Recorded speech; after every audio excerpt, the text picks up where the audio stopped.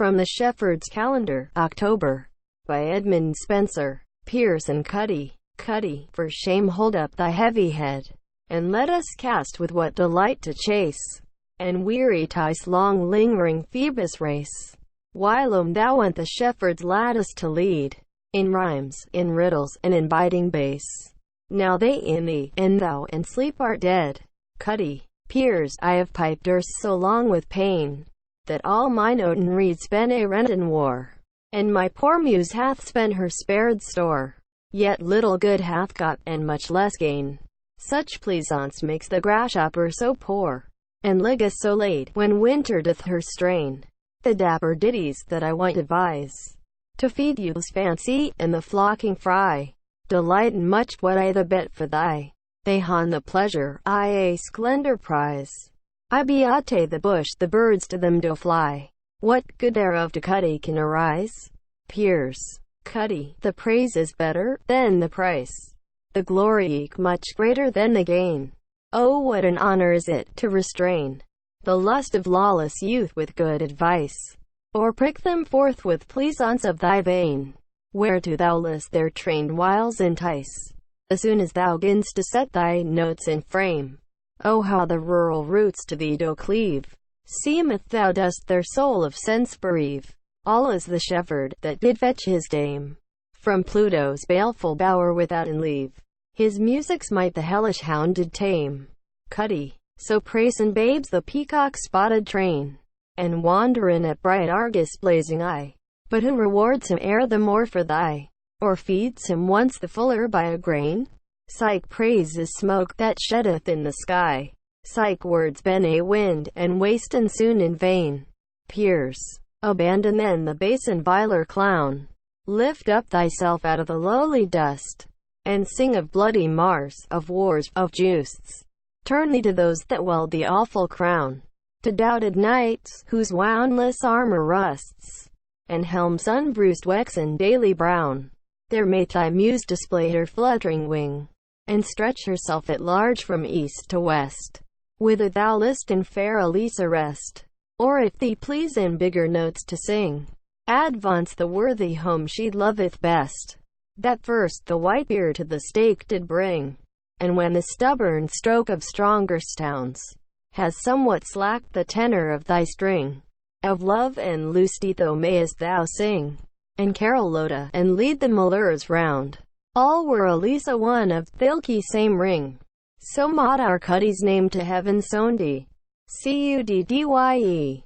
Indeed the Romish tid Iris Ihera, through his Mequane is left his oaten reed, whereon he erst had taught his flocks to feed, and labored lands to yield the timely eare.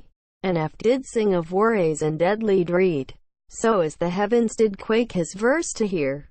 But Mequane is white clad in clay, and great Augustus long Ygoe is dead, and all the worthies liggen wrapped in lead. That matter made for poets unto play forever, who in daring do'ard read. The lofty verse of Hem was loved I, but after virtue gone for age to stoop, and mighty Manode brought a Betty of ease, the vaunting poets found not worth a pease, to put in prease among the learned troop, though gone the streams of flowing wits to cease, and sonnet bright honor penned in shameful coop. And if that any buddies of poesy, yet of the old stock gone to shoot again, or it men's follies mote be forced to feign, and roll with rust in rhymes of ribaldry, or as it sprung, it wither must again. Tom Piper makes us better melody. Pierce. O peerless poesy, where is then thy place, if nor in prince's palace thou dost sit? And yet is prince's palace the most fit, nay breast of baser birth that thee embrace.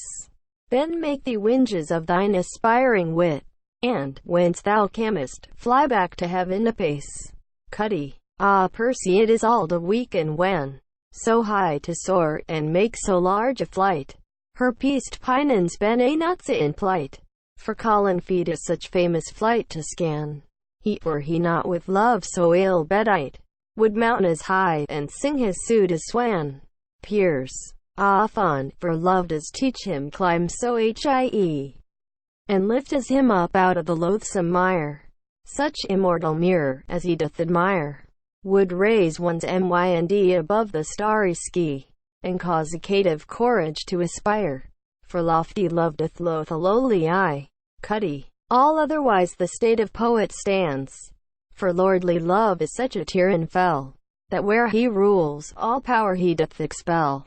The vaunted verse of vacant head demounts, ne want with crabbed care the muses dwell. Unwisely weaves that takes two webs in hand.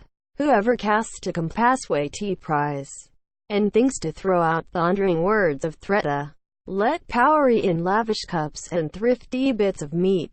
For Bacchus Froite is friend to Phoebus wise, and when with wine the brain begins to sweat, the numbers flow as fast as spring doth rise. Thou canst not perceive how the rhyme should rage. Oh, if my temples were distained with wine, and girt in guirlands of wild ivy twine, how I could rear the muse on stately stage, and teach her tread aloft in buskin fine, with Quen Bellona in her equipage. But all my courage cools ere it be warma, for thy content is in Tice's humble shade, where no such troublous tides haunt us assayed.